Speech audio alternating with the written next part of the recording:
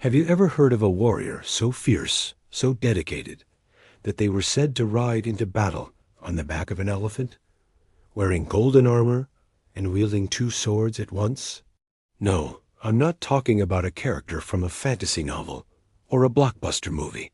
I'm talking about a real historical figure, a Vietnamese heroine who shook an empire to its core. Today, we're diving into the incredible story of Lady Trieu. Now, let's set the stage. The year is 248 AD. Vietnam, then known as the region of Jiaozi, has been under Chinese rule for centuries. The current power in charge is the Eastern Wu Dynasty, one of the three kingdoms of China. For the local Vietnamese people, life under foreign domination was tough. Heavy taxes, forced labor, and the suppression of their culture were daily realities. Discontent was simmering just beneath the surface, waiting for a spark to ignite the flames of rebellion. And that spark came in the form of an extraordinary young woman named Trieu Thao Trinh, better known to history as Lady Trieu. The historical records are a bit sparse, which is common for figures who challenged the ruling powers, but the legends that surround her paint a vivid picture. She was said to be an orphan, raised by her older brother, Trieu Kok Chait, who was a local official. From a young age, she wasn't interested in the traditional roles expected of women. She was strong, intelligent, and possessed an unshakable spirit. Legends say she was 9 feet tall, with a voice like a temple bell. But while that's likely an exaggeration to emphasize her larger-than-life presence, her impact was certainly monumental. There's a famous story about her as a young woman. When her family tried to arrange a marriage for her, she boldly declared, "I only want to ride the wind and walk the waves, slay the big whales of the Eastern Sea, clean up the frontiers, and save the people from drowning. Why should I imitate others, bow my head, stoop over, and be a slave? Why resign myself to menial housework?" I mean, talk about a mission statement. This wasn't just a rejection of a traditional path. It was a declaration of war against injustice and a vow to liberate her people. Her brother, seeing her fiery determination and natural leadership, was initially hesitant. Leading a rebellion against the mighty Wu dynasty was practically a suicide mission. But Lady Trieu's conviction was contagious. She managed to persuade him, and together they began to rally followers from their home province of Sichuan. People flocked to their cause: farmers, artisans, local elites, anyone who yearned for freedom. They saw in Lady Trieu a leader who wasn't just fighting for power, but for their very dignity and survival. They established their base on a mountain, fortifying it and training a formidable army. Lady Trieu proved to be a brilliant military strategist. She led her troops with incredible courage, and it was on the battlefield that her legend truly took shape. Clad in that shining golden armor, wielding her twin swords, and often mounted on a war elephant, she was an awe-inspiring sight. Her presence alone was said to demoralize enemy soldiers before the first blow was even struck. Imagine seeing that charging towards you. You'd probably think twice about standing your ground. The rebellion began in earnest in 248 AD. Lady Trieu and her army swept through the region, capturing dozens of Wu strongholds and citadels. For a time, it seemed like the impossible was happening. The Yiwu administration in Jiaozi was thrown into chaos. The governor couldn't contain the uprising, and the rebellion sent shockwaves all the way back to the Wu imperial court.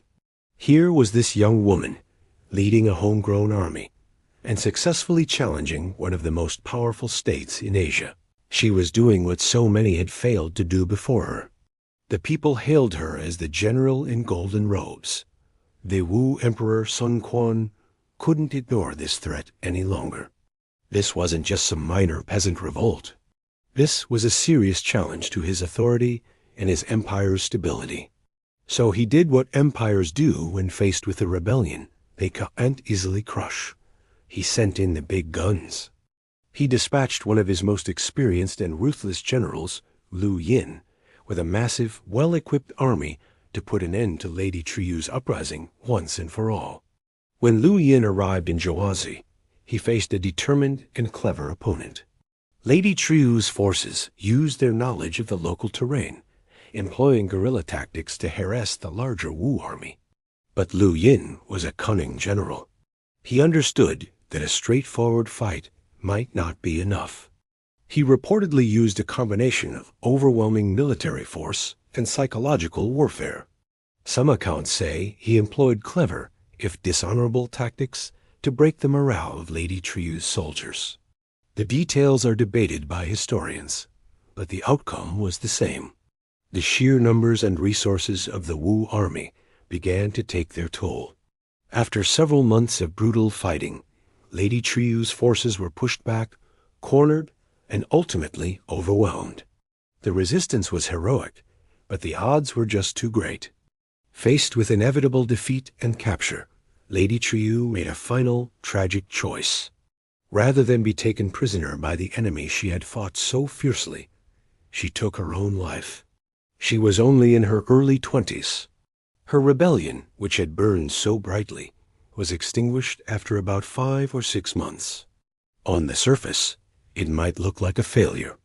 The Jiu dynasty reasserted its control over the region. But that's a very short-sighted view of history. Lady Trieu's uprising wasn't just a military campaign. It was a powerful symbol. It showed the Vietnamese people that resistance was possible, that even against impossible odds, the fight for freedom was a worthy cause. Her story wasn't forgotten. In fact, it grew stronger over time. She became a national hero, an icon of Vietnamese resistance against foreign rule. Temples were built in her honor, and her story was passed down from generation to generation through poems, songs, and folk tales. She joined the ranks of other legendary Vietnamese heroes, like the Trieu sisters who had rebelled against the Han Dynasty 2 centuries earlier. These figures created a powerful narrative of national identity, a story of a people who would never truly surrender their spirit. Lady Trieu's legacy is profound because she shattered every stereotype of her time.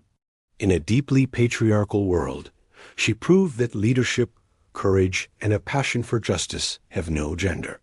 She wasn't just fighting for a territory. She was fighting for an idea, the idea that people have the right to determine their own destiny.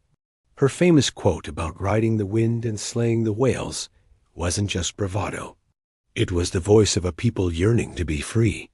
Even today, Lady Trieu is remembered as one of Vietnam's greatest heroes. Her story is a testament to the power of one individual's courage to inspire a nation.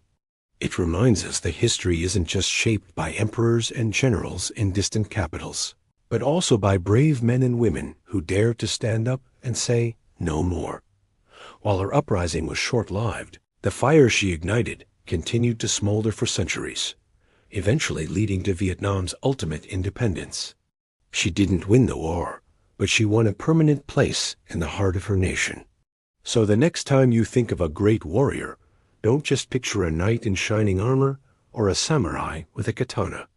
Picture a young Vietnamese woman in golden robes, riding an elephant into battle, fighting for the freedom of her people. That's the powerful, enduring legacy of Lady Trieu. Thank you so much for joining me on this journey back in time.